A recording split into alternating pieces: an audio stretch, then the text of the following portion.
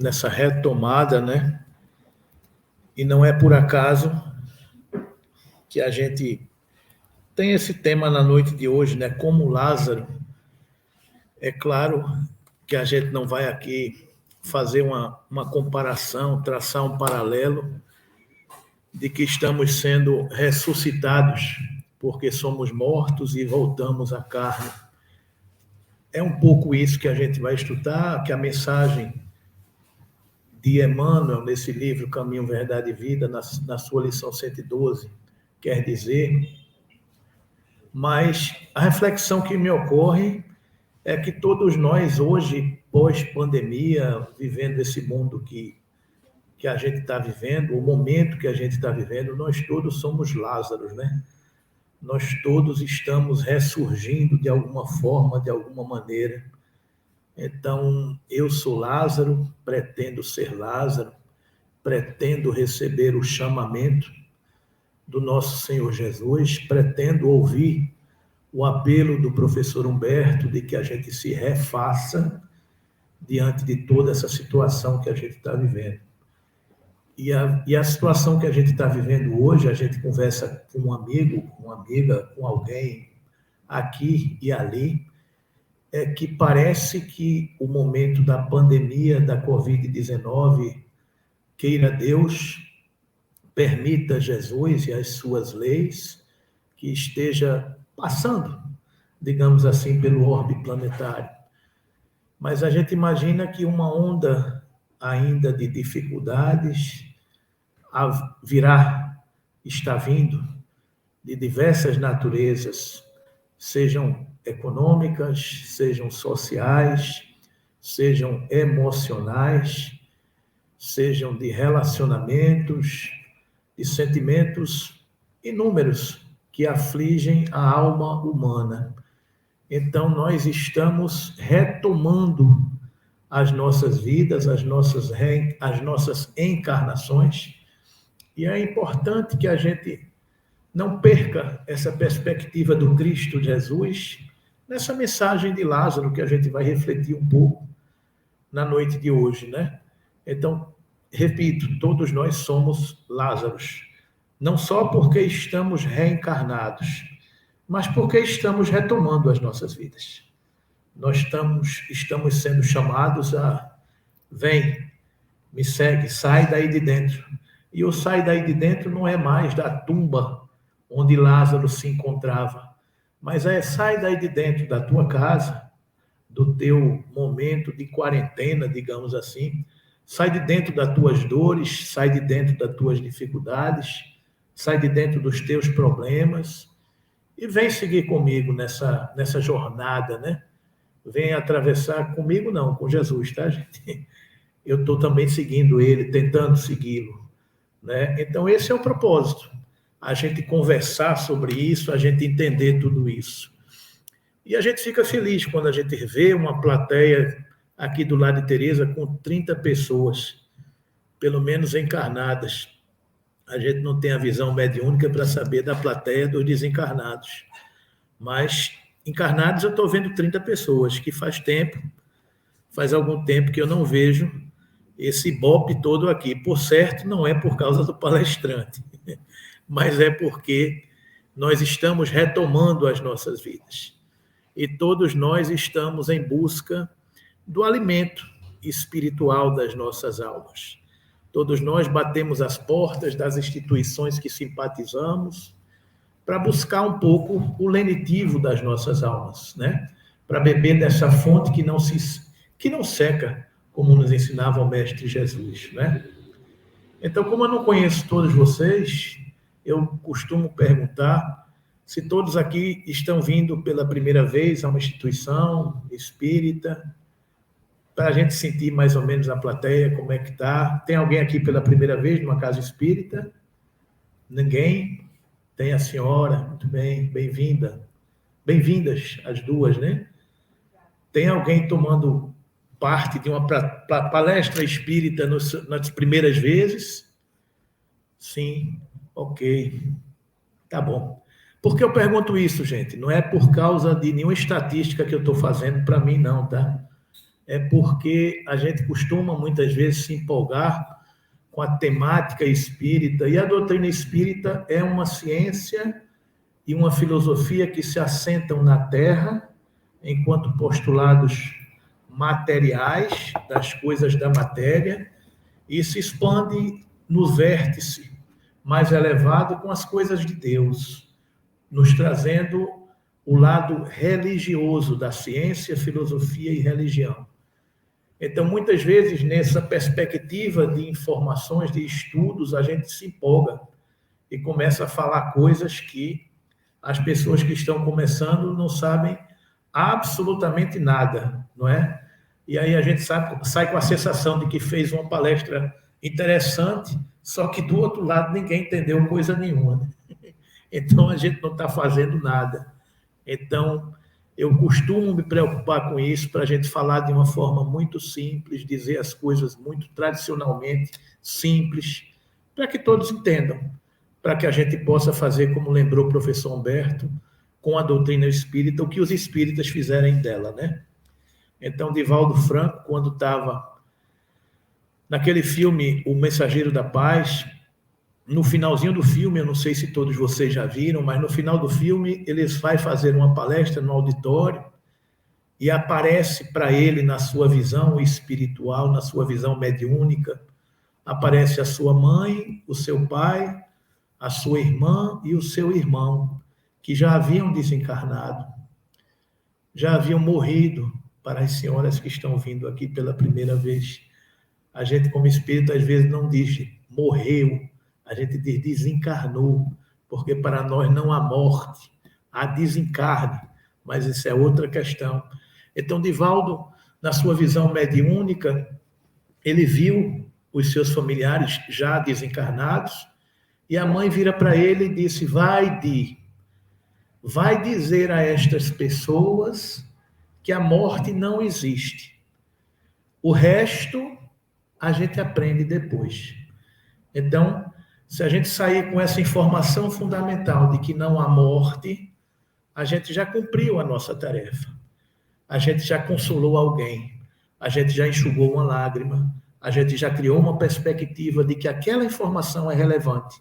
Então, alguém que está com saudade de um ser que não sabe onde se encontra, porque partiu pela porta do túmulo, a doutrina espírita nos consola dizendo, não há morte. Os nossos amores não são em vão. Nós nos reencontraremos todos. Então, essa é a perspectiva da informação clara da doutrina espírita, o consolador prometido por Jesus, que veio ao mundo quando a humanidade estava preparada para receber essas informações. Ok, gente? Então, vamos lá, passear um pouquinho no estudo da nossa noite de hoje, quando esta obra, vocês devem estar estudando aqui no estudo sequenciado, nas noites de terça-feira, é uma mensagem que está no livro Caminho, Verdade e Vida, de Emmanuel. É um pequeno livro com grande conteúdo. Ele é um dos 4 livros, dos 5 livros da coleção Fonte Viva de Emmanuel, não é? Então, todo o livro de Emmanuel, nessa coleção, ele parte de um enunciado evangélico. Aí já vem a primeira informação para aqueles que não conhecem a doutrina espírita. Nós somos cristãos. Nós seguimos o Evangelho, o Velho Testamento, o Novo Testamento, e seguimos a doutrina espírita. Então, vocês vejam que o comentário de Emmanuel, ele parte de um enunciado evangélico. E onde está esse enunciado evangélico? Em João, capítulo 11, versículo 44. Então, a gente costuma dizer que a doutrina espírita hoje é o gabarito comentado do Enem. A gente já recebeu a informação da lei de justiça com a primeira revelação de Moisés. Nos 10 mandamentos, nos 5 primeiros livros do Velho Testamento. A gente já recebeu a revelação da lei de amor da doutrina do Cristo. Meus discípulos serão conhecidos por muitos se amarem. Amar a Deus acima de todas as coisas e ao próximo como a si mesmo. Esse é o caminho. Nós já recebemos o roteiro no Sermão das Bem-aventuranças ou no Sermão do Monte, capítulos 5, 6 e 7 de Mateus. Então, todos nós, ao longo de nossas diversas encarnações, já sabemos o roteiro moral do que devemos fazer nas nossas vidas. Só que a doutrina espírita, como terceira revelação, revelada 1857 anos depois do Cristo, vem nos comentar o gabarito do Enem. O gabarito do Enem, por exemplo, nessa questão, é esse texto evangélico. E o defunto saiu, tendo as mãos e os pés ligados com faixas, e o seu rosto envolto num lenço. Disse-lhe Jesus: desligai-o e deixai-o ir. Isso é o que está no Evangelho de João. Aí vem a doutrina espírita comentar, o comentário de Emmanuel vem comentar o que Jesus quis dizer com essa informação. Porque há 2000 anos atrás, talvez, muitos de nós não tivéssemos entendido o sentido dessa colocação. Não é? Hoje, 2021 anos depois, a gente tem acesso à doutrina espírita e tem a condição, a possibilidade de entender o que é deixai-lhes, desligai-o e deixai-o ir. O que significa dizer isso nas palavras de Jesus, não é? Então, só contextualizando isso aí, isso está no capítulo 11 do Evangelho de João, no versículo 44. Isso é aquela passagem que diz respeito das irmãs de Lázaro. Vocês se lembram na passagem do Evangelho? Quem eram as irmãs de Lázaro? As irmãs de Lázaro eram Maria e Marta. Então, resumindo um pouco essa história, para eu não ler a narrativa evangélica toda, essa passagem se dá na cidade de Betânia, próximo de onde Jesus estava. E Lázaro passou mal e mandaram chamar Jesus para que ele fosse atender Lázaro, que era amigo de Jesus, que também era amigo de Maria e de Marta. E Jesus disse: eu não vou agora, eu vou depois. Pode deixar que eu vou, daqui a pouco eu vou. Então, quando Jesus veio, uma de suas irmãs disse: mas se você tivesse vindo antes, ele não teria morrido.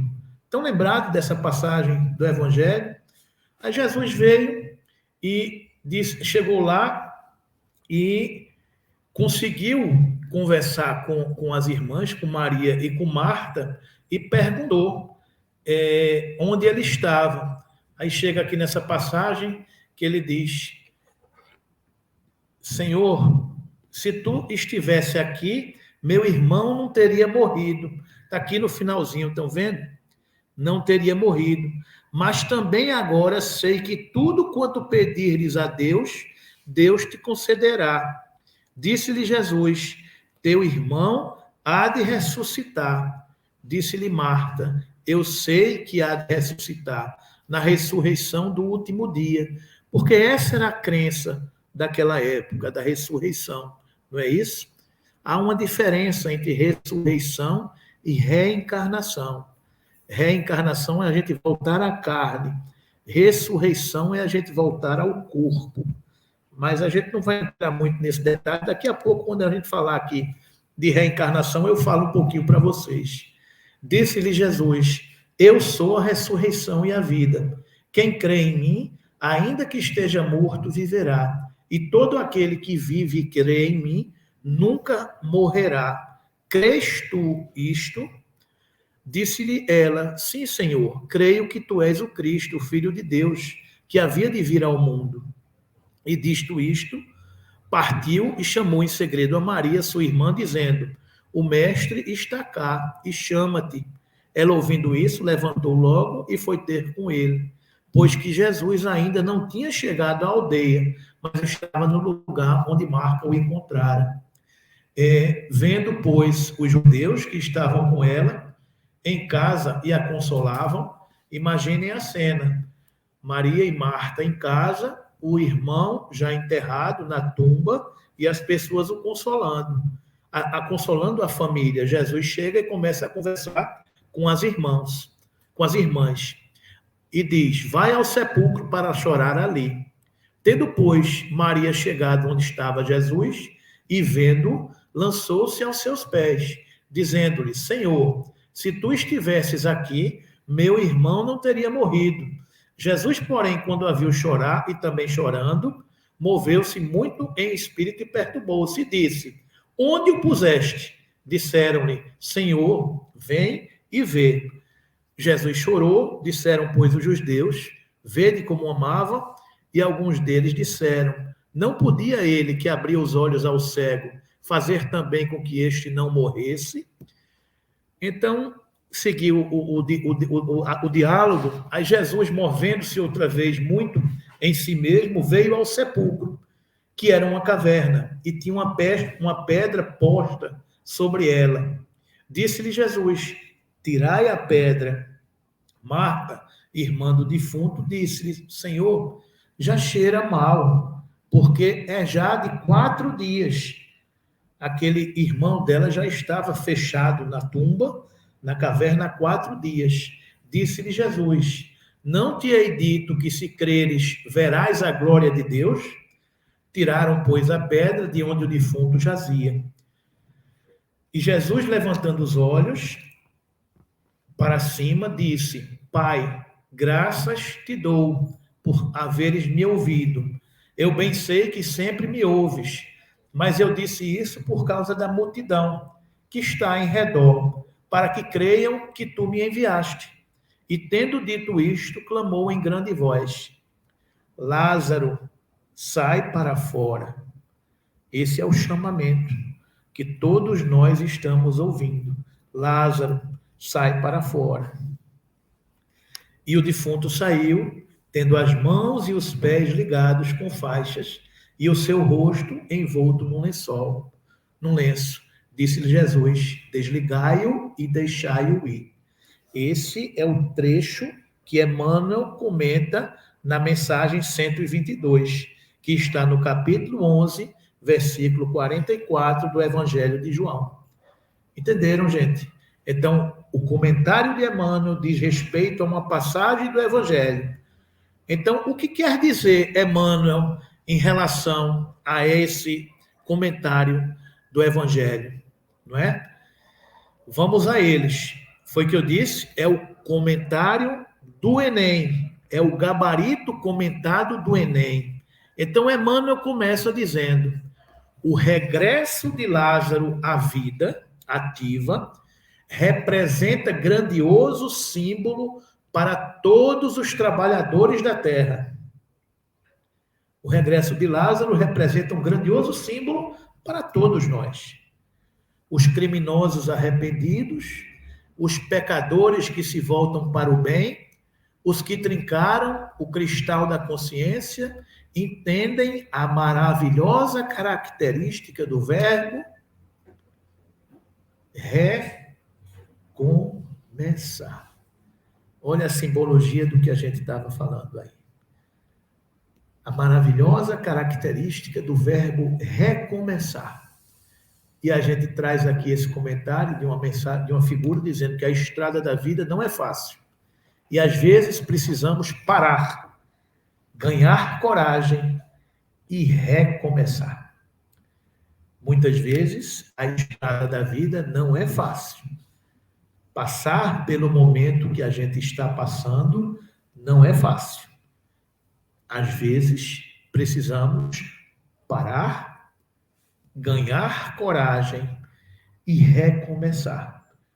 Quantos de nós não estamos tomando fôlego, juntando ar, juntando as energias? Para quê? Para recomeçar, para seguir novamente adiante, para poder dar os passos que precisamos dar. Se eu não me engano, um amigo meu que é militar, ele me comentava um dia desse de uma estratégia militar que, diante de um fogo cruzado, eles aprendem nas estratégias de guerra que não é possível você continuar a navegar, você continuar atirando no fogo cruzado, muitas vezes de noite. Então, diante de um fogo cruzado, de uma situação de dificuldade, Ele dizia até um bizu de vestibular. Bizu de vestibular, para quem não se lembra, é aquelas palavrazinhas, né, que a gente decorava. Então ele dizia peon. E o que é que quer dizer peon?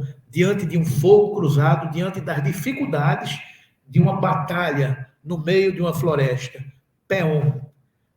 Pare, estacione, organize-se, oriente-se e navegue.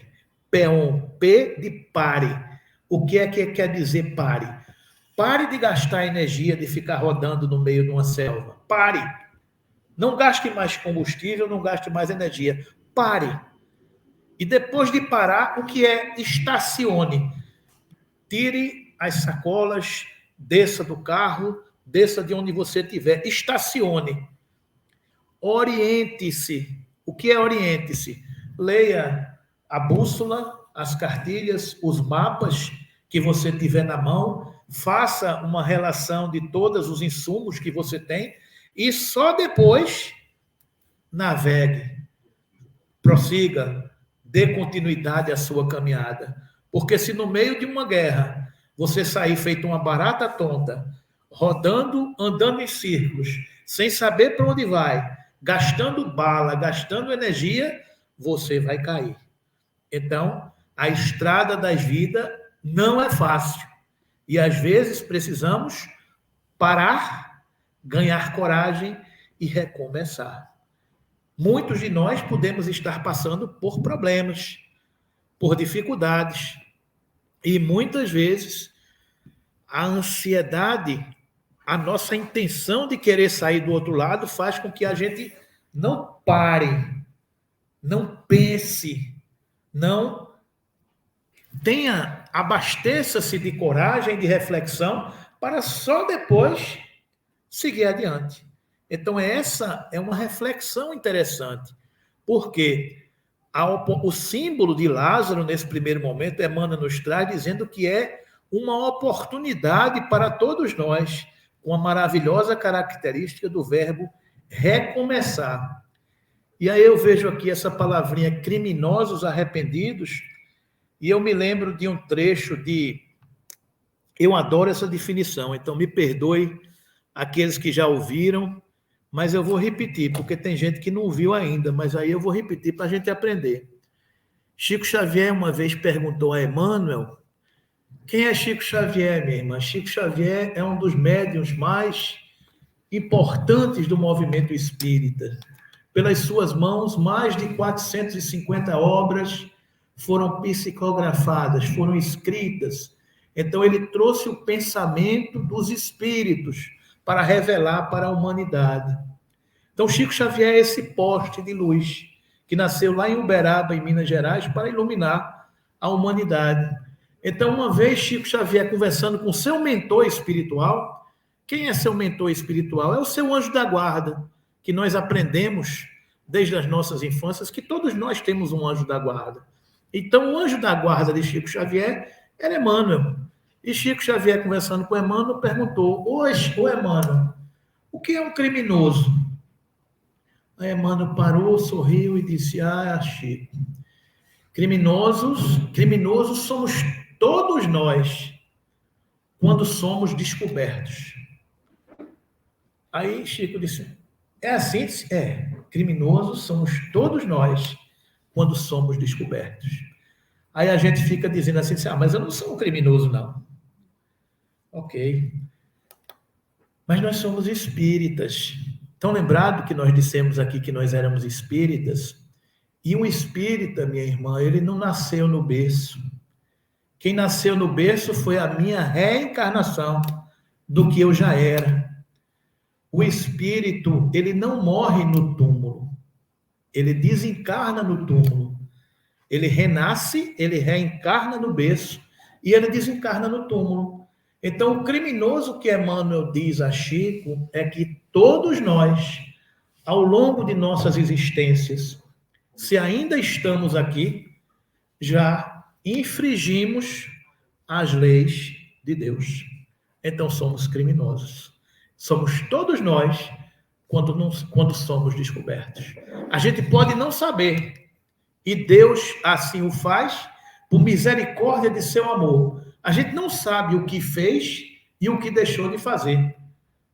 A gente tem a misericórdia do esquecimento. Já pensou, Eliane, se a gente soubesse que pisou no pé daquele que está do lado da gente, na nossa família, como nosso irmão? Se a gente soubesse quem feriu quem, eu não quero nem ver esse sujeito. Já não queria naquela época, hoje é que eu não quero mais mesmo, né? Então, muitas vezes, Deus nos dá a oportunidade de nascer de novo juntos para a gente reconquistar os laços que foram desfeitos. É a oportunidade da encarnação, da reencarnação. Então, em algum momento das nossas histórias de espíritos, nós infringimos a lei de Deus. Então, criminosos arrependidos, quem são os criminosos arrependidos? Eu sou o primeiro da fila, viu? Pronto. Porque todos nós estamos... O que é que nós estamos fazendo aqui? Nós estamos reencarnados. Todos nós estamos reencarnados. Se estamos reencarnados, é porque estamos respondendo por alguma coisa que a gente já fez. Aí trata-se de responder pelo passado. Aí isso é expiação. Ou a gente está sendo testado por alguma coisa que a gente ainda vai fazer. Aí trata-se de uma prova. Então é por isso que vocês, alguns já ouviram falar, de que o planeta é de expiações e provas. Por que expiações? Porque você expia o que você já fez e você prova o que você ainda vai fazer. Então não tem jeito. Estão entendendo, gente? A expiação pode ser para você e pode também ser uma prova, passar por aquela expiação. Então a gente sempre está aqui como reencarnado expiando alguma coisa. Então a reencarnação, para todos nós que tivemos a oportunidade do berço, é um recomeçar. É sair da tumba e fazer o quê? Como Jesus disse aqui. Desligai-o e deixai-o ir. É desenfaixar e deixar ir. É retornar à carne. É a oportunidade de voltar ao mundo. Então vamos ver o que é que Emmanuel diz mais. Lázaro não podia ser feliz tão só por revestir-se novamente da carne perecível. Lázaro não podia ser feliz tão somente por voltar à carne, mas sim pela possibilidade de reiniciar a experiência humana com valores novos. Com valores novos. Hoje nós já somos pessoas com valores novos. Não dá mais para a gente ser a mesma pessoa que a gente era antes. A gente já não dá para fazer as mesmas coisas. Por quê? Porque alguma coisa mudou na nossa vida. Alguma perspectiva mudou no nosso horizonte. Talvez a gente tenha conhecido Jesus. Talvez a gente tenha tido um insight diferente. É como eu estava dizendo um dia desse lá no Peixotinho, nós temos 33 séculos de Velho e de Novo Testamento. Você sabe por que eu estou dizendo isso, minha gente? Desculpe essas revelações. Se tinha alguém pensando aqui que já era santo, me perdoe, mas nós não somos santos. Nós temos 33 séculos de informações do Velho e do Novo Testamento. Por que 33 séculos? 33 séculos são 3.300 anos. 1.300 anos é mais ou menos a época que veio Moisés. 2.000 anos atrás veio Jesus. Então a primeira revelação veio com Moisés e após Moisés vieram os vários profetas que compõem os 39 livros que compõem a coleção do Velho Testamento. Vocês já ouviram falar da Bíblia Sagrada? Já? A gente já leu ela várias vezes, a gente só não lembra. porque nós temos 33 séculos de revelação religiosa ao longo da nossa existência espiritual. Então, os 39 livros que compõem a coleção do Velho Testamento aconteceu mais ou menos até 500 anos antes de Cristo. Então, esses 39 livros foram escritos, foram revelados para a humanidade do ano 1300 ao ano 500 antes de Cristo. Depois, a espiritualidade parou um pouquinho de mandar profeta, mas mandou filósofos como Sócrates, Aristóteles, Platão, mandou outros mensageiros, né, para revelar ao mundo a outra forma de mostrar o amor, o caminho. Aí depois vem Jesus. Depois vem Jesus no ano 0 e com Jesus vem o Novo Testamento. Aí a gente passa quase 2000 anos de Novo Testamento. Então são 2000 anos de Jesus para frente e 1300 anos de Jesus para trás. Então 1300 mais 2000, 3300 anos. Então nossos espíritos, no mínimo, têm mais ou menos 3300 anos de Velho e Novo Testamento. Estão entendendo? E hoje a gente só tem mais ou menos 200 anos, 190 anos de doutrina espírita. Então, nós somos essas pessoas que temos a condição e a capacidade de entender essas coisas, de começar a compreender tudo isso novamente. E a possibilidade que Emmanuel fala aqui é a possibilidade de reiniciar a experiência humana com valores novos. Porque a informação é progressiva. A gente aprendeu até aqui, depois a gente aprende até aqui, depois aprende aquilo ali, e aí a gente se transforma. Qual é a definição de ser espírita? Conhece-se o verdadeiro espírita pela sua transformação, o quê? Moral. Eu não posso mais moralmente ser a mesma pessoa que eu era ontem. Eu não posso mais. Por quê? Porque eu me transformei. A verdadeira transformação moral. E pelos impulsos que empreende para domar as suas más inclinações. Porque todos nós somos o quê? Homens velhos, acostumados com muitos erros, equívocos do ontem. Só que hoje eu já conheci Jesus. Hoje a gente já entendeu aquele ouvistes o que foi dito. Quem foi que disse isso? Ouvistes o que foi dito? Foi Jesus. Quando aos seus discípulos, naquele momento de Jerusalém, ele estava dizendo, ouvistes o que foi dito. O que foi dito? Moisés e os profetas já disseram. Mas ele agora nos trouxe a lei de amor. E a gente entendeu a lei de amor? Ainda não. A gente ainda duvida que deve perdoar 70 vezes, 7 vezes. A gente ainda duvida que deve amar aos nossos inimigos. A gente ainda duvida que deve recorrer ao Cristo quando estivermos aflitos e sobrecarregados. Mas mesmo assim, o amor do Cristo, que é o governador planetário, não desistiu de nós. Mesmo assim, ele nos mandou o Consolador para reafirmar tudo, porque Jesus reafirmava, porque ele não veio destruir a lei e os profetas, mas sim fazer cumprir. Como a doutrina espírita não veio destruir Jesus, nem muito menos Moisés e os profetas.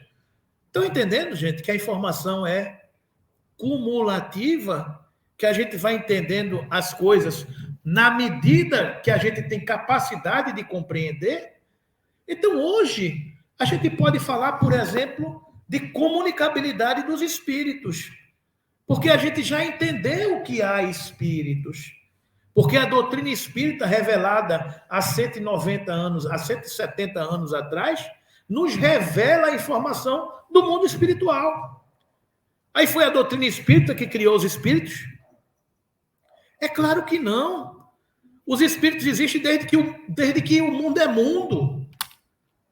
Apenas a doutrina espírita explica essa potência viva da natureza. Nos diz que somos espíritos. E nos fala de outro princípio, como Emmanuel está trabalhando aqui, com valores novos. Não é somente importante sair de dentro de casa. Não é somente importante passar 4 dias como se estivesse morto e sair para o mundo. É importante sair com valores novos. Não é apenas importante sair no mundo 2 anos depois de uma pandemia sem valores novos. Nós somos sobreviventes da pandemia, ou não somos? É somente importante ter sobrevivido à pandemia? Ou é importante a gente ter sobrevivido à pandemia e ter aprendido com ela valores novos? É por isso que nós somos Lázaros também, mais uma vez. Porque o que é que a pandemia nos ensinou a cada um de vocês? Eu não sei. Cada um tem uma experiência particular e pessoal. Eu não vou dizer o que foi que eu aprendi com a pandemia, porque pode ser que eu tenha aprendido diferente do que você aprendeu, do que o que Alcides aprendeu. Mas cada um tem a sua experiência. Porque se a gente voltar, sair da tumba e continuar andando sem os valores novos, o que é que Jesus vai dizer? De novo vai fazer feito aquele pai que ensina um filho, e quando o filho repete o erro, o pai faz. Aprendeu nada. Quantas vezes a gente já repetiu os mesmos erros, não é? Então, não podia ser feliz tão só por revestir-se novamente de carne perecível, mas sim pela possibilidade de reiniciar a experiência humana com valores novos. Aí vem essa frase, lapidar, mais uma vez de Emmanuel. Embora ninguém possa voltar atrás e fazer um novo começo, qualquer um de nós pode começar agora ou recomeçar agora, para a gente contextualizar o tema da noite, e fazer um novo fim. Não é verdade, meus irmãos? A gente não pode voltar atrás e fazer um novo começo. Mas a gente pode mudar agora e fazer um novo fim. Essa é a proposta. A gente ter essa perspectiva de mudança, não é? E na faina evolutiva, cada vez que o espírito alcança do mestre divino a oportunidade de regressar à Terra, ei-lo desenfaixado dos laços vigorosos. Olha aí, Lázaro tirando como é aquilo ali, as ataduras, as faixas do corpo, né? Exonerado da angústia, do remorso, do medo, a sensação do túmulo de impressões em que se encontrava era venda forte a cobrir-lhe o rosto. Ou seja, quando a gente recomeça, meus irmãos, a gente deixa tudo para trás.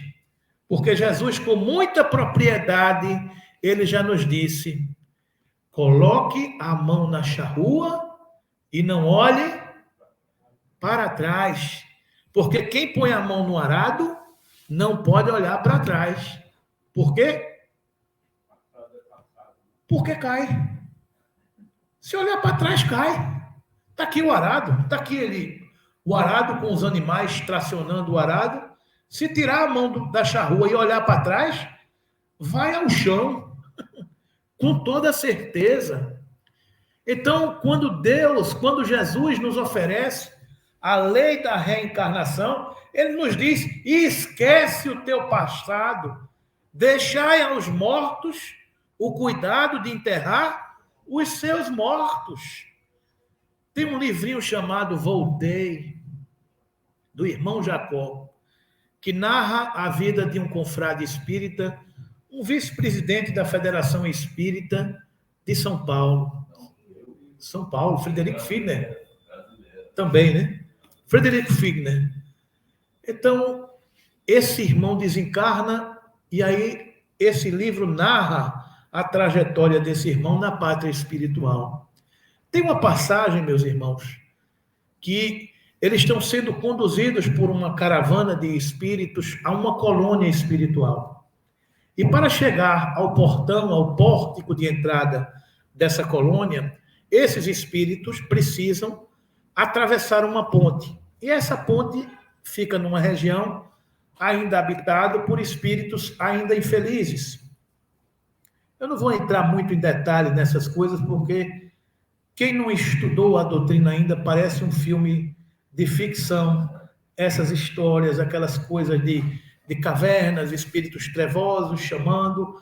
Bom, o fato é que espíritos como o Dr. Adolfo Bezerra de Menezes e alguns trabalhadores do plano superior foram convocados para conduzir essa caravana de almas que seriam recebidas numa nova colônia espiritual. O que é que eles estavam fazendo? Eles estavam carregando nas mãos aqueles espíritos? Não. Eles estavam carregando nas vibrações mentais aqueles espíritos. Então, um grupo como este aqui, se tem 30 pessoas, se 25 pessoas estão pensando em Deus, estão pensando em Jesus, estão pensando nas coisas de cima, a condição fluídica desse grupo caminhar é muito mais tranquila. Mas se no grupo tem alguém pensando em dificuldades, em desgraças, em dores, em problemas, o pensamento tem forma. Então, esse grupo puxa para baixo.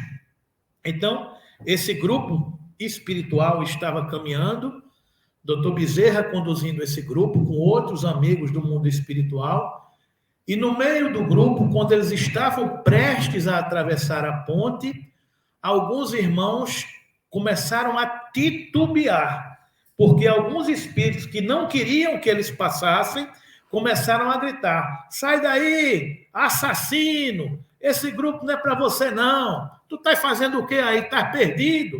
Ou seja, começaram a dificultar a travessia daqueles espíritos. Aí um dos irmãos que estava na caravana, que ia atravessando, disse: mas eu matei, eu sou realmente um assassino, eu não mereço estar presente nesse grupo. E aí ele cai com o padrão vibratório e dificulta a travessia de todo o grupo. Aí o doutor Bezerra chega junto dele e faz: ore, agora eleve o seu pensamento a Deus e deixe o passado para trás. Você já superou, avance, eleve o seu pensamento. E ele faz, todo mundo começa a orar e eles atravessam a ponte. Então, o que é que eu estou querendo dizer com isso, meus irmãos? Eu não estou aqui beneficiando quem matou, não é isso, porque todos nós somos o quê? Criminosos, porque já o fizemos um dia. O que eu estou dizendo é que não olhe para trás, porque deixai aos mortos o pecado, o cuidado de enterrar os seus mortos. Coloque a mão na charrua e não olhe para trás. O desafio é esse, o desafio do Espírito é esse. Não tem nenhum santo aqui. Nós estamos caminhando na perspectiva de resgatar os nossos equívocos. Então, recomeçar é isso. É a oportunidade de regressar à Terra desenfaixado dos laços vigorosos, do homem velho que ainda habita dentro de mim. Esse é o desafio que todos nós caminhamos. Exonerado da angústia, do remorso, do medo. A sensação do túmulo de impressões em que se encontrava era venda forte a cobrir-lhe o rosto. E, concluindo, ele diz o seguinte: Jesus, compadecido, exclamou para o mundo: desligai-o e deixai-o ir. Esta passagem evangélica é assinalada de profunda beleza. Preciosa é a existência de um homem, porque o Cristo lhe permitiu os desligamentos dos laços criminosos com o pretérito. Preciosa é a existência de cada um de vocês aqui presentes, encarnados e desencarnados, porque o Cristo nos permitiu estarmos aqui, reencarnados, abraçando a oportunidade que todos nós temos. Ah, é difícil?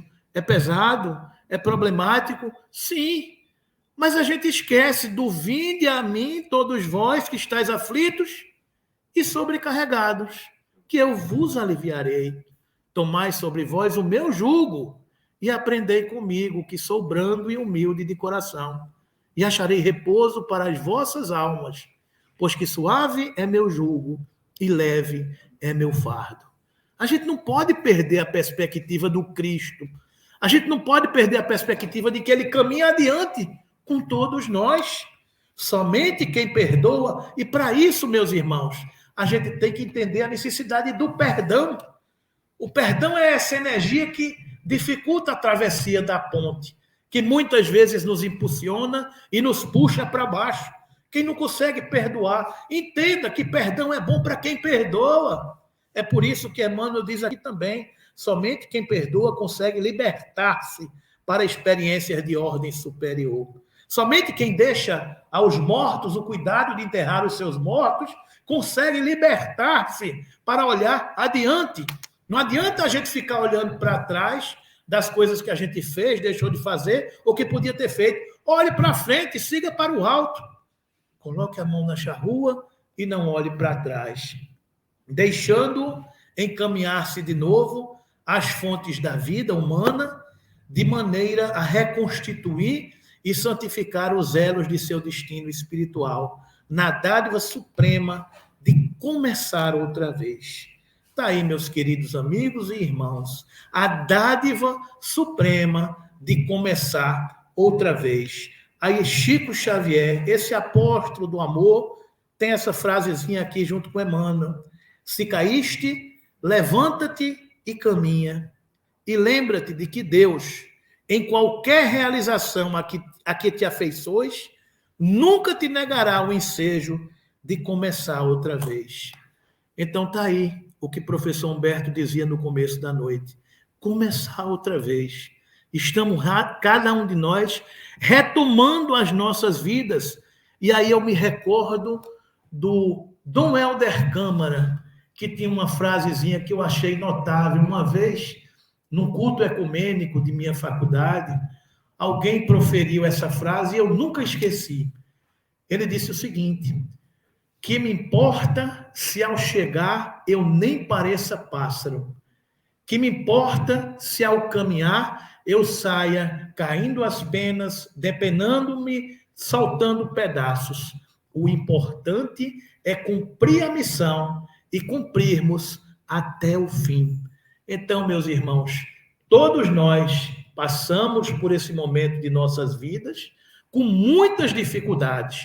Perdemos um cabelo, uns quilos, outros ganharam outros, né? Ou muitos outros. Passamos com muitas dificuldades. As nossas vidas não são mais as mesmas vidas. Os nossos sonhos não são mais os mesmos sonhos. Os nossos propósitos não são mais os mesmos propósitos. As nossas aspirações não são mais as mesmas aspirações. Mas juntemos os pedaços, porque o importante é cumprir a missão e cumprir até o fim. O importante é ter essa capacidade de recomeçar. Essa palavrinha que a gente aprendeu na pandemia, né? Resiliência. É a capacidade de se adaptar ao momento que a gente está passando e seguir adiante. Isso é que é importante para todos nós, não é? Eu ia citar aqui as questões 167 e 171 do Livro dos Espíritos, mas depois vocês estudam, depois vocês aprendem. Vou terminar com esse poeminha dizendo: recomeçar. Não gastes a riqueza do tempo com lamentações improdutivas, nem destruas o valor das horas no fogo da agitação. Cala-te e pensa. Sofrestes, talvez, prejuízos enormes.